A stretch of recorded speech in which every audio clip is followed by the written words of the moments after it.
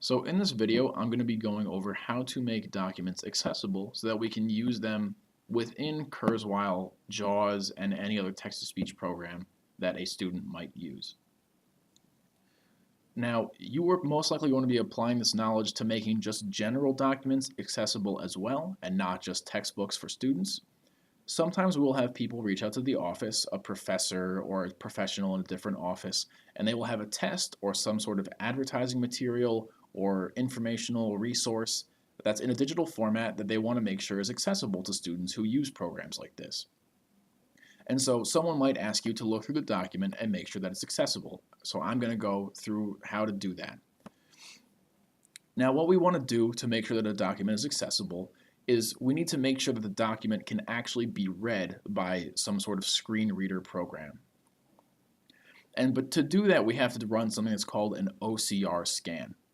Now, OCR stands for Optical Character Recognition. And basically what it does is, for PDF documents and other image documents, these documents are not text searchable. So when we are looking at a PDF, I'm sure you've tried to do this before. If you try to hit Control F and try to find a word in a PDF, you're not able to, because you're not actually looking through a text searchable document like a Word document. It's just an image of a page.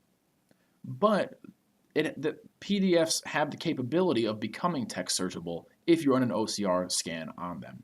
And we can actually do that through Adobe Acrobat, which I'm in right now. So in order to do that, there's a couple of steps.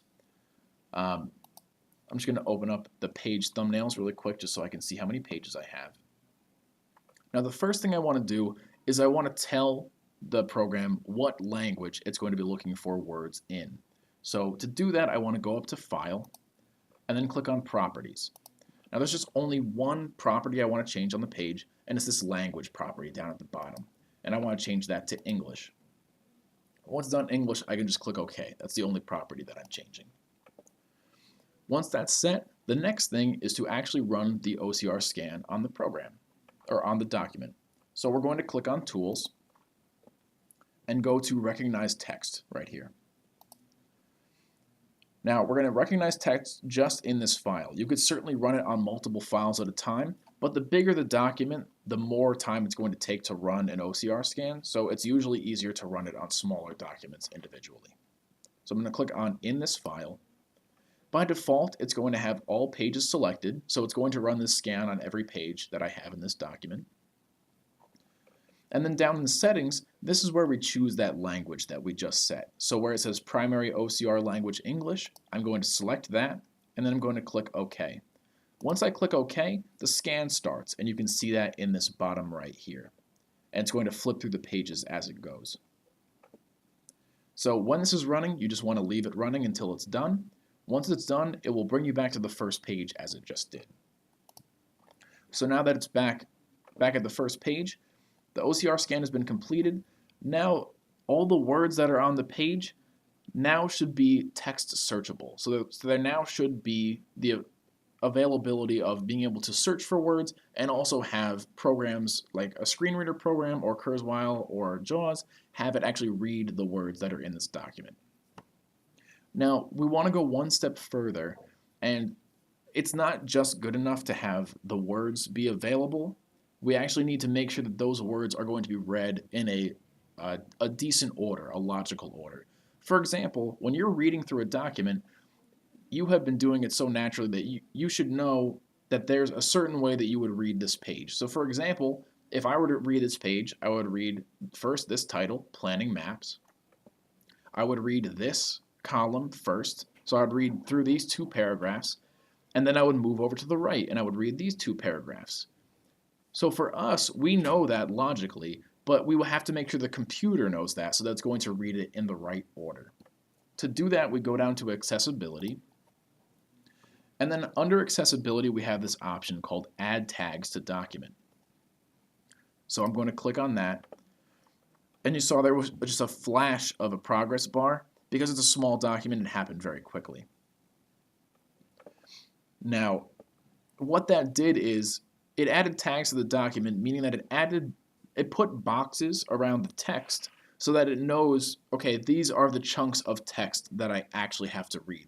it added form to the words that we had rather than just having text searchable words on the document. It should now have them in confined spaces. But you can see there's nothing that we can actually see on the page. To actually see those tags that just got added, we'll want to click right here, Touch Up Reading Order at the bottom.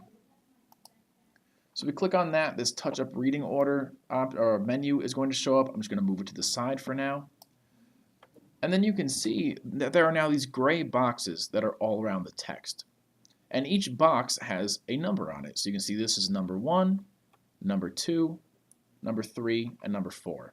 Those numbers are the reading order. So that means it's going to read whatever is in these boxes in that order. So it's going to read number 1 first, and then number 2, and so on. So you can see this is actually, it's set up so that when these tags get added, for the most part, it's actually pretty logical. And these boxes usually get put in the right order just automatically. So you generally don't have to make sure these are fine. Especially for if you are doing this for a Kurzweil textbook, you don't very often have to go through and set the reading order in here yourself, because you can also do a very similar process in Kurzweil, which I will cover in a different video.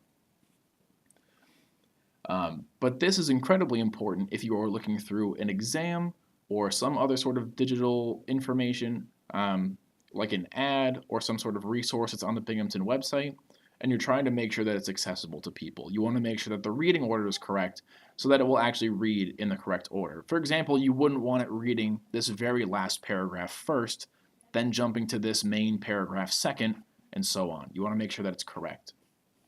Now, the nice thing about this is while it generally will put these boxes in a logical order, it also will assign boxes the correct category. So you can see over in this Touch Up Reading Order menu, they're grayed out right now, but you can see there's text, there's form fields, there's figures, tables, and cells. So there are many different options you can add onto a page, and you want to make sure that the category that you assign to something is that actually matches up. So all of these paragraphs, all these tags that we have right here, this is just plain text. So for all of these, if we click on the number of their box, and they already should be text, but say they were not and I wanted to make them text, I just click text, and now it's a text tag. If I want to make a different tag though, I certainly can. So for example, down here, we can see on this page there are figures. So for these ones, instead of text, it automatically filled it in as a figure. And I didn't do that. The program did it itself when I added tags. So you can see it's pretty intuitive. It pretty much knows what's on the page. So you don't have to worry about adding categories to these tags manually. But what's particularly important for these images is you can see where it says figure and it says no alternate text exists. That's not good for us because anyone who uses a screen reader program like JAWS or like Kurzweil, if the image has no alternate text, it won't be able to read that. So particularly in the case of JAWS. JAWS is a program that people who are visually impaired or blind can use, and it will read what is on the computer screen. The thing is, if someone's visually impaired, they won't actually be able to see this image themselves. So the purpose of the alternate text for that image is to describe what that image is showing so that they can also learn from that image. So it's very important that because there's no alternate text right now, it's important for us to add some alternate text. In order to do that, I can click on this box, and then I can right-click it, and you can see Edit Alternate Text. So then in this box, I can just type a description of the picture.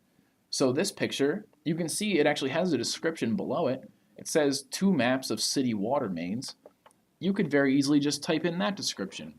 Obviously, you want to just make it as simple as possible and as descriptive as possible so that the person, if the person who is listening to this and who can actually see the image is able to understand what the image is getting across and what the importance of it is. Now, these are the biggest things that you want to make sure to make a document actually accessible. We want to make sure the reading order is correct, and we want to make sure that any images or figures or anything all have accessible text. or alternate text, excuse me.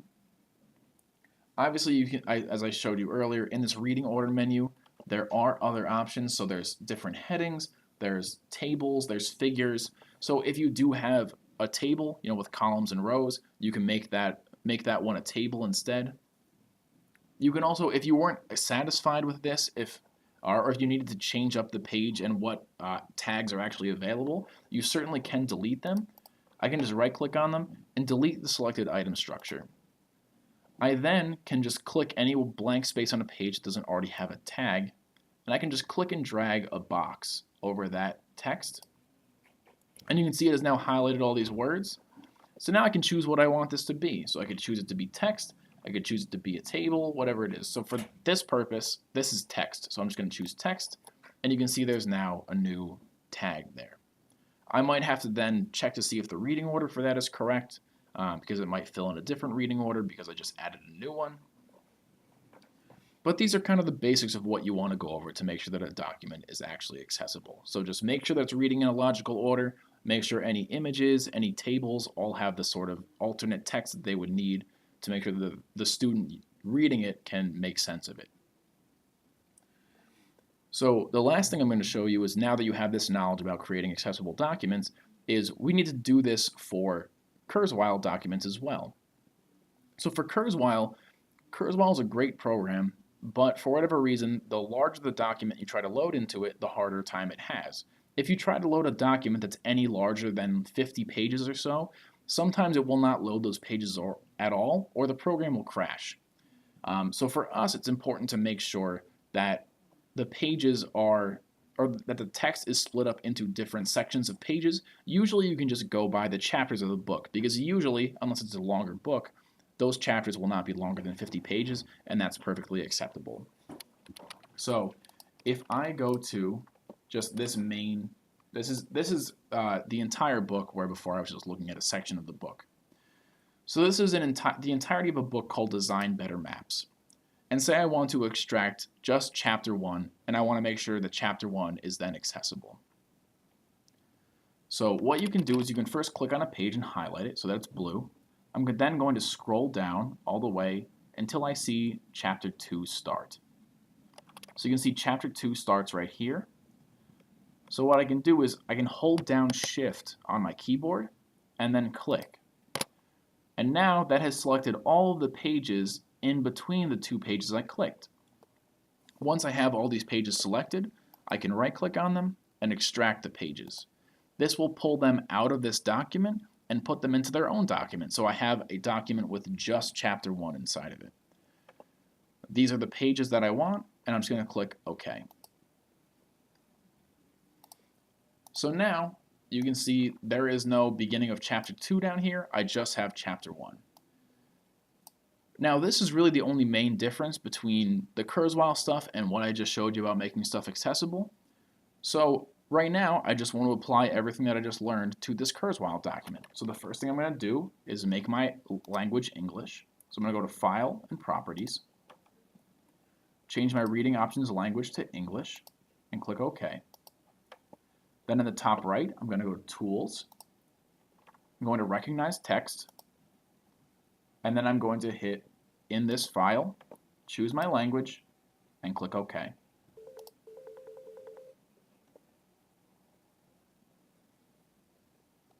Once this scan is done, the last thing I'm going to do is add tags.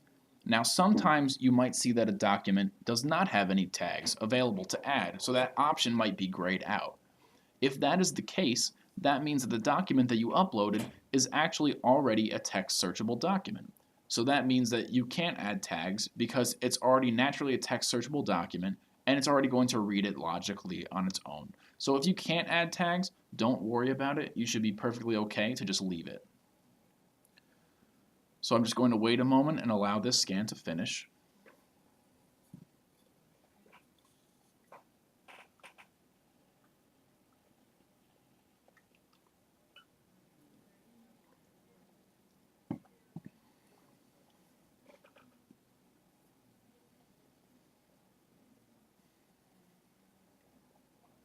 And generally this process does not take so long, but the more information that is available on the pages, particularly the more images that there are, the longer it will take to run an OCR scan on the page.